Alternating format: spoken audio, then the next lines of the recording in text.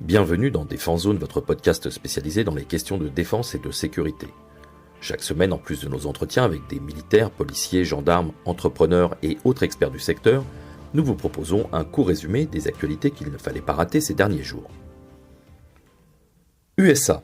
Le V-22 Osprey, un appareil hybride entre hélicoptère et avion développé par Bell et Boeing, a subi un grave accident au large du Japon près de l'île de Yakushima. C'est le 10e accident majeur depuis la déclaration opérationnelle en 2007 de cet appareil caractérisé par ses rotors basculants. Le 28 novembre, un Osprey américain s'est écrasé en mer lors d'un vol de la base d'Iwakuni à Kadena près d'Okinawa. 6 personnes étaient à bord lorsque l'appel d'urgence a été émis après qu'un incendie se soit déclaré dans le moteur gauche de l'appareil. Suite à l'alerte, la garde côtière japonaise a été rapidement mobilisée, envoyant des patrouilleurs et des hélicoptères au lieu du crash.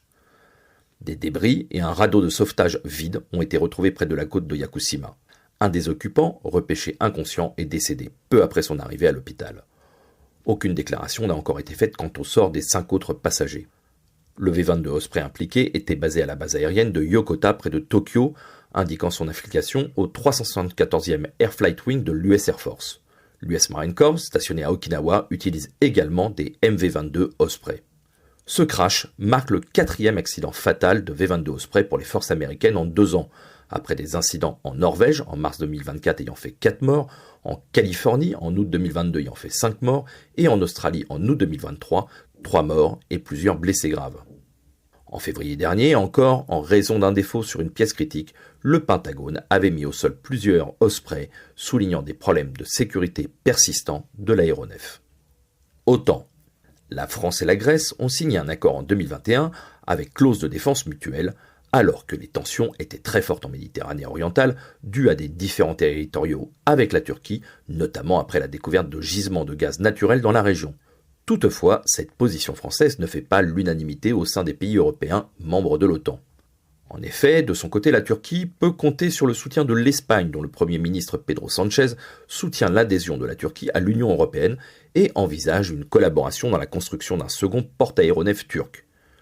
Le Royaume-Uni, quant à lui, ayant historiquement soutenu l'indépendance grecque contre l'Empire ottoman, entretient néanmoins de bonnes relations avec la Turquie, comme en témoigne l'implication de BAE Systems dans le programme turc d'avions de combat TFX Kaan.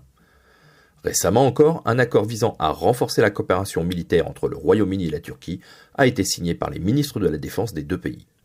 D'ailleurs, ce nouvel accord prévoit une collaboration encore plus étroite entre les industries de défense britanniques et turques, des exercices conjoints en Méditerranée et un soutien en matière de sécurité en Afrique du Nord et au Moyen-Orient.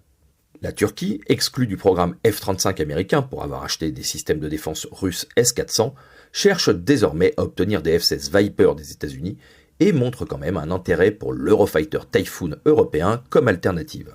Les négociations turques pour l'achat de F-16 Viper étant au point mort, Ankara considère l'Eurofighter Typhoon comme une option viable. Cependant, pour que cet achat soit possible, l'accord des 4 pays impliqués dans le programme Eurofighter est nécessaire. Alors que le Royaume-Uni et l'Espagne semblent favorables, l'Allemagne s'y oppose fermement et la position de l'Italie reste pour le moment incertaine. DGA. La Direction Générale de l'Armement, la DGA, a récemment commandé 7 patrouilleurs hauturiers pour la Marine nationale, un investissement significatif s'élevant à près de 900 millions d'euros. La production a été confiée à un groupement momentané d'entreprises composé de CMN, Piriou et Sokare Nam, tandis que Naval Group sera chargé de l'assistance à la maîtrise d'ouvrage et de la réalisation du système de direction de combat. Thales équipera ses patrouilleurs avec des technologies de pointe en matière de surveillance maritime, incluant un sonar de coque Blue Watcher, un radar compact multimission et un système IFF pour l'identification amis-ennemis. Cette acquisition fait partie de la stratégie de la DGA pour maximiser les compétences nationales dans le développement, la construction et la fourniture d'équipements et systèmes navals. Les 7 patrouilleurs prévus dans cette première phase combleront le déficit des bâtiments de second rang en raison des désarmements de patrouilleurs de haute mer déjà survenus et renforceront les capacités sur les 3 façades métropolitaines, Brest, Toulon et Cherbourg.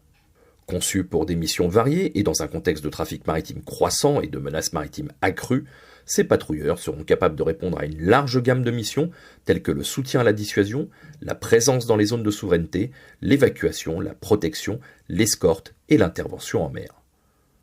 Leur conception leur permettra d'opérer dans des environnements semi-permissifs, se distinguant par une capacité avancée de traitement de l'information, une excellente tenue en mer et la capacité de déployer des hélicoptères ou drones pour des missions aéromaritimes.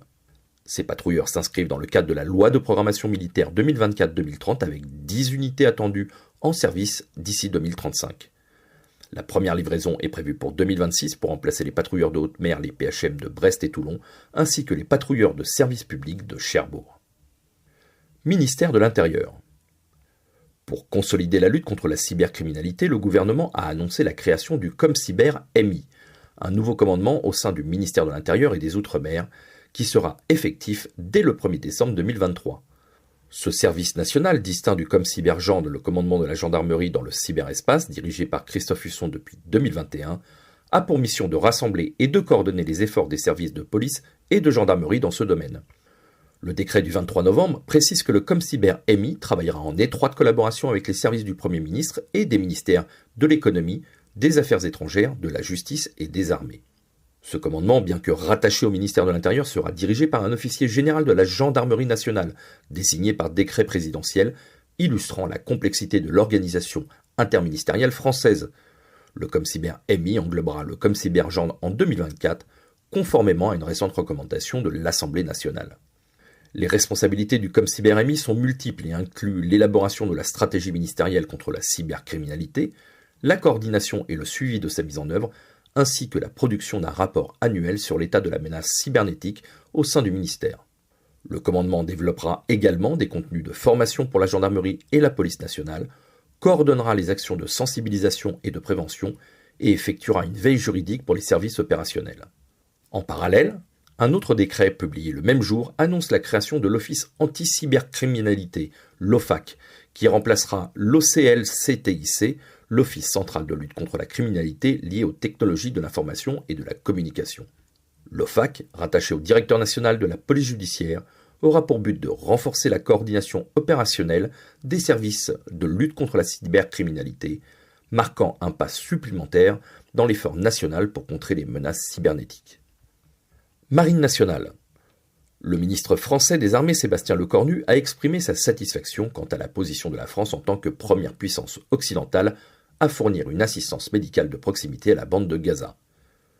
Le porte-hélicoptère amphibie, le PHA Dixmude, parti de Toulon, est arrivé le 27 novembre au port égyptien d'Al-Ayrish.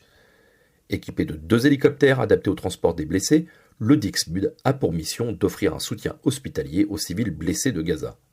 Le 28 novembre, M. Lecornu a annoncé l'accueil à bord du Dixmude des premiers patients en urgence relative. Il a aussi souligné l'importance du partenariat avec l'Égypte et le rôle de l'équipe militaire française dans la facilitation des interactions entre les autorités israéliennes et égyptiennes. Le Dixmude dispose d'installations médicales avancées offrant des services de chirurgie traumatologique, de médecine d'urgence, d'anesthésie, de réanimation et de radiologie, équivalents à ceux d'un hôpital desservant une population de 7000 personnes en France. Les équipes médicales à bord sont prêtes à recevoir des patients directement de Gaza ou des hôpitaux égyptiens nécessitant des soins chirurgicaux spécialisés. Après leur traitement sur le Dixmude, les patients peuvent être transférés vers des hôpitaux égyptiens pour continuer leur convalescence. En plus de l'assistance médicale, le Dixmude achemine également une aide humanitaire. À son bord, 19 palettes de matériel viennent s'ajouter aux plus de 100 tonnes de fret humanitaire livrées depuis le début du conflit, principalement par avion A400M.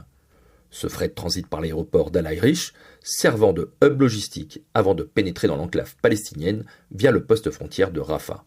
Parallèlement, la France apporte également un soutien humanitaire au Liban, notamment par l'envoi de 3 tonnes de médicaments destinés aux forces armées libanaises. Voilà pour l'essentiel de l'actualité cette semaine. Pour en savoir davantage sur cet univers et pour découvrir tous nos articles et reportages, rendez-vous sur notre site internet défense-zone.com. Pour plus de brefs, d'articles de fond et de photos, nous éditons également tous les 3 mois un magazine papier que vous pouvez recevoir en étant abonné à notre espace premium. Il vous permettra aussi d'avoir accès à des contenus exclusifs sur nos différents supports. Vous trouverez tous les liens nécessaires dans la description de cet épisode. En attendant, nous vous souhaitons une bonne journée et nous vous donnons rendez-vous la semaine prochaine pour un nouveau résumé de l'actualité des forces de défense et de sécurité.